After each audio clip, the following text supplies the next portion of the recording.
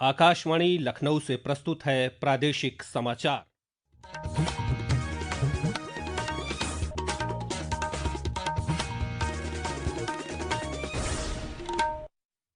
मुख्य समाचार। मुख्यमंत्री योगी आदित्यनाथ ने डॉक्टर राम मनोहर लोहिया आयुर्विज्ञान संस्थान में 298 करोड़ रुपए की कई परियोजनाओं का किया लोकार्पण और शिलान्यास। कहा, विकसित भारत में बेहतरीन स्वास्थ्य केंद्र होंगे आरोग्यता की गारंटी। लखनऊ में कल से शुरू होगा 2 दिवसीय CSIR स्टार्टअप कॉन्क्लेव। केंद्रीय मंत्री डॉक्टर जितेंद्र सिंह और मुख्यमंत्री होंगे कार्यक्रम में शामिल। प्रदेश भर में आज हुआ राष्ट्रीय लोक अदालत का आयोजन। 16 समझौते के आधार पर लोगों को मिला त्वरित न्याय। और अयोध्या में दीपोत्सव को भव्य और दिव्य बनाने के लिए राज्य सरकार करेगी हरित आतिशबाजी शो का आयोजन। राम की पैड़ी और सरयू के घाटों पर जलाए जाएंगे 26 लाख से अधिक दिए। नमस्कार, प्रदेश के समाचारों के साथ मैं राघवेंद्र त्रिपाठी। और अब समाचार विस्तार से। मुख्यमंत्री योगी आदित्यनाथ आज लखनऊ स्थित इंदिरा गांधी प्रतिष्ठान में डॉक्टर राम मनोहर लोहिया आयुर्विज्ञान संस्थान के स्थापना दिवस समारोह में शामिल हुए। इस अवसर पर उन्होंने 298 करोड़ रुपए लागत की कई परियोजनाओं का लोकार्पण और शिलान्यास किया। इस दौरान श्री योगी ने 50 करोड़ रुपए लागत की गामा नाइफ मशीन और राज्य के पहले एडवांस्ड न्यूरो साइंसेज सेंटर का शुभारंभ भी किया। इस सेंटर के बन जाने से लोगों को ब्रेन ट्यूमर और दिमागी संबंधी बीमारियों के इलाज में मदद मिलेगी। इस अवसर पर मुख्यमंत्री ने कहा कि चौमुखी विकास के लिए समय की रफ्तार से तालमेल बनाकर चलना होगा। उन्होंने कहा कि पिछले 8 वर्षों के दौरान राज्य सरकार ने लोगों को बेहतर और उच्चीकृत स्वास्थ्य और चिकित्सीय सेवाएं देने के लिए ठोस उपाय किए हैं। 2047 में भारत जब अपनी आजादी का शताब्दी महोत्सव मना रहा होगा, तब हर नागरिक के चेहरे पर आरोग्यता की गारंटी भी हम दे पाएंगे बेहतरीन स्वास्थ्य केंद्रों के माध्यम से। इसकी शुरुआत आज से ही होनी चाहिए। यद्यपि पिछले 8 वर्ष में हम लोगों ने इस दिशा में कई कदम बढ़ाए। अब याद करिए, मेडिकल कॉलेजेस की संख्या दुगनी से अधिक हो गई। प्रदेश में यहाँ के चिकित्सा संस्थानों में MBBS की जो UG की सीट्स थी, उसमें 2.5 गुना का अंतर आया है। PG की सीट्स में 3 गुना अंतर आया है। सुपर स्पेशलिटी में 3 गुना से अधिक सीट्स हम लोगों ने बढ़ाने में सफलता प्राप्त की। आज हर जनपद में ICU की सुविधा है, मिनी ICU भी है, डायलिसिस की सुविधा है। अब CT स्कैन भी 72 जनपदों में लग चुके हैं। ये सब सुविधाएं वहां पर प्राप्त हो रही हैं। आयुष्मान आरोग्य मंदिर के माध्यम से एक संजाल सा बिछा हुआ है। 2500 से अधिक की संख्या में प्रदेश भर में वे अपनी सेवाएं दे रहे हैं। मुख्यमंत्री ने कहा कि लोहिया संस्थान में पिछले कुछ ही वर्षों में 20 बेड्स से बढ़ाकर 1375 बेड्स का विस्तार किया गया है। यह एक बड़ी उपलब्धि है। उन्होंने बताया कि गौतम बुद्ध नगर में मेडिकल डिवाइस पार्क और ललितपुर में फार्मा पार्क बन रहा है। इस मौके पर उप मुख्यमंत्री ब्रजेश पाठक और चिकित्सा राज्य मंत्री मयंकेश्वर शरण सिंह भी मौजूद थे। केंद्रीय विज्ञान और प्रौद्योगिकी मंत्री डॉक्टर जितेंद्र सिंह कल और 15 सितंबर को लखनऊ में होने वाले CSIR स्टार्टअप कॉन्क्लेव में शामिल होंगे। राष्ट्रीय वनस्पति अनुसंधान संस्थान NBRI के निदेशक डॉक्टर अजीत कुमार शासनी ने बताया कि पहले दिन कॉन्क्लेव के मुख्य अतिथि मुख्यमंत्री योगी आदित्यनाथ होंगे। उन्होंने बताया कि कॉन्क्लेव का मुख्य उद्देश्य युवाओं को स्वरोजगार के लिए प्रेरित करना और स्टार्टअप से जोड़ना है। श्री शासनी ने कहा कि CSIR की प्रयोगशालाएं इस समागम में टेक्नोलॉजी पेश करेंगी ताकि युवा इसे अपनाकर स्टार्टअप शुरू कर सकें। जितने सारे टेक्नोलॉजी हमारे पास है जो कि यही टाइम पे, कंटेम्प्रेरी टाइम पे जो एप्लीकेबल है, तो उसी को शोकेस करेंगे। और उसके साथ साथ जो स्टार्टअप्स हमारे से डेवलप हुए हैं वो सब भी आके यहाँ अपना डिस्प्ले करेंगे टेक्नोलॉजी। कॉन्क्लेव में उत्तर प्रदेश सहित देश भर से 200 से ज्यादा किसानों को आमंत्रित किया गया है। प्रदेश भर में आज राष्ट्रीय लोक अदालत का आयोजन किया गया। इस दौरान फर्रुखाबाद, मेरठ, मथुरा और हमीरपुर सहित विभिन्न जनपदों में दीवानी और गैर आपराधिक मामलों को सुलह समझौता के आधार पर निपटाया गया। इसके अलावा पारिवारिक मुकदमे, यातायात चालान, बैंक विवाद, नगर निगम से संबंधित गृह कर, जल कर समेत अनेक मामलों का निस्तारण भी किया गया। राज्य में इस साल यह तीसरी राष्ट्रीय लोक अदालत आयोजित हुई, जिसमें न्यायिक अधिकारियों और वरिष्ठ अधिवक्ताओं ने राष्ट्रीय लोक अदालत के महत्व पर प्रकाश डालते हुए कहा कि जिले जिले में आयोजित की जा रही इन अदालतों के माध्यम से आम नागरिकों को त्वरित न्याय सुलभ कराया जा रहा है। लोक अदालतों के जरिए लोगों के मुकदमों का निस्तारण कम समय और कम खर्च पर हो रहा है। यह समाचार आप आकाशवाणी लखनऊ से सुन रहे हैं।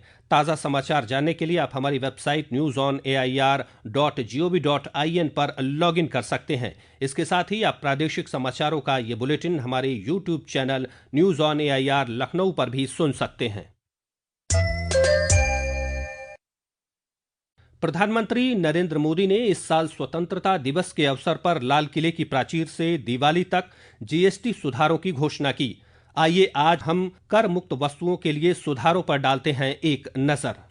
अगली पीढ़ी के GST सुधारों के तहत सरकार ने कई आवश्यक वस्तुओं को GST से मुक्त कर दिया है। नए ढांचे के तहत सब्जियां, फल, मेवे और जूस जैसी वस्तुओं पर GST की दर 12% से घटाकर 5% कर दी गई है। वहीं नमकीन, भुजिया और मिक्सचर पर भी 12% की GST की दर से घटाकर 5% कर दी गई है। इसके अलावा कैंडी, टॉफी, जेली जैसी वस्तुओं पर भी GST की दर 18% से घटाकर 5% कर दी गई है। एक किराना दुकानदार सुरेश ने बताया कि सरकार ने आगामी त्योहारी सीजन से पहले लोगों को बड़ी राहत दी है। पहले 18% GST था, सो उसको आज 12% कर दिए। 5% था, सो GST उसको 0 कर दिए। आज तेल, साबुन, पेस्ट, घी, तेल सभी को 5% कर दिया। ये सेंट्रल गवर्नमेंट का बहुत बड़ा चमत्कार है। GST दरों में कटौती से दैनिक आवश्यक वस्तुओं की खुदरा कीमतें कम होंगी, जिससे इनकी खपत और मांग भी बढ़ेगी। इसके अलावा लगभग सभी खाद्य उत्पादों की कम कीमतों से जीवन यापन में भी आसानी होगी। देश भर के लोग GST में हुए इस बदलाव का स्वागत कर रहे हैं, क्योंकि GST में कमी से परिवारों पर आर्थिक दबाव कम होने की संभावना है। नई कर दरें इस महीने की 22 तारीख से लागू होंगी।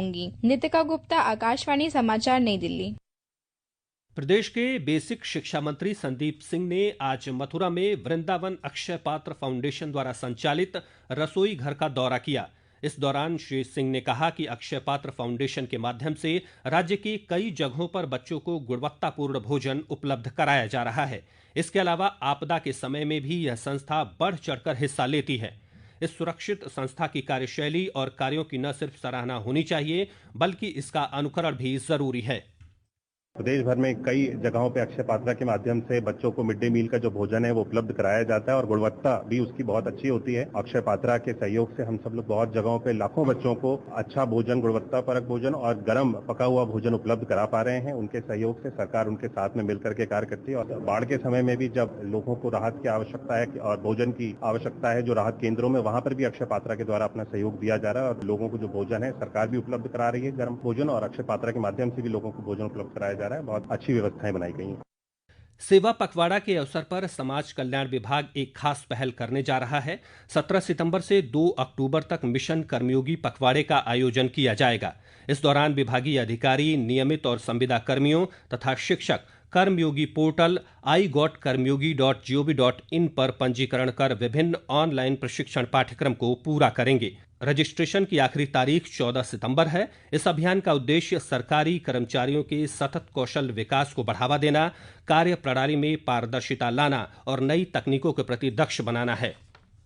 राज्य सरकार अयोध्या में दीपोत्सव को भव्य और दिव्य बनाने की तैयारियों में जुट गई है। इस क्रम में मुख्यमंत्री योगी आदित्यनाथ के निर्देश पर आगामी 19 अक्टूबर को दीपोत्सव के दौरान ग्रीन फायर वर्क्स शो का आयोजन किया जाएगा। यह आतिशबाजी पूरी तरह प्रदूषण मुक्त होगी। करीब 10 मिनट तक चलने वाला ये शो संगीत, लेजर इफेक्ट्स और आधुनिक कोरियोग्राफी से सजा होगा। इस बार के दीपोत्सव पर राम की पैड़ी और सरयू नदी के घाटों पर 26 लाख से अधिक दीपक रोशन किए जाएंगे। यह दीप भगवान श्री राम के अयोध्या आगमन का प्रतीक बनकर असंख्य श्रद्धालुओं की आस्था का प्रकाश फैलाएंगे। राज्य के गोरखपुर, वाराणसी, मिर्जापुर, मथुरा, अलीगढ़, अमरोहा, लखीमपुर खीरी, शाहजहांपुर, सीतापुर और उन्नाव सहित 25 जिले बाढ़ से प्रभावित हैं। गाजीपुर और बलिया में गंगा नदी तथा मथुरा में यमुना नदी खतरे के निशान से ऊपर बह रही है। प्रदेश सरकार की तरफ से राहत और बचाव कार्य तेजी से किया जा रहा है। और अंत में मुख्य समाचार एक बार फिर। मुख्यमंत्री योगी आदित्यनाथ ने डॉक्टर राम मनोहर लोहिया आयुर्विज्ञान संस्थान में 298 करोड़ रुपए की कई परियोजनाओं का किया लोकार्पण और शिलान्यास। कहा, विकसित भारत में बेहतरीन स्वास्थ्य केंद्र होंगे आरोग्यता की गारंटी। लखनऊ में कल से शुरू होगा 2 दिवसीय CSIR स्टार्टअप कॉन्क्लेव। केंद्रीय मंत्री डॉक्टर जितेंद्र सिंह और मुख्यमंत्री होंगे कार्यक्रम में शामिल। प्रदेश भर में आज हुआ राष्ट्रीय लोक अदालत का आयोजन। 16 समझौते के आधार पर लोगों को मिला त्वरित न्याय। और अयोध्या में दीपोत्सव को भव्य और दिव्य बनाने के लिए राज्य सरकार करेगी हरित आतिशबाजी शो का आयोजन। राम की पैड़ी और सरयू के घाटों पर जलाए जाएंगे 26 लाख से अधिक दिए। इसी के साथ प्रादेशिक समाचारों का ये बुलेटिन समाप्त हुआ। अगला बुलेटिन रात 8 बजे FM पर प्रसारित किया जाएगा। नमस्कार।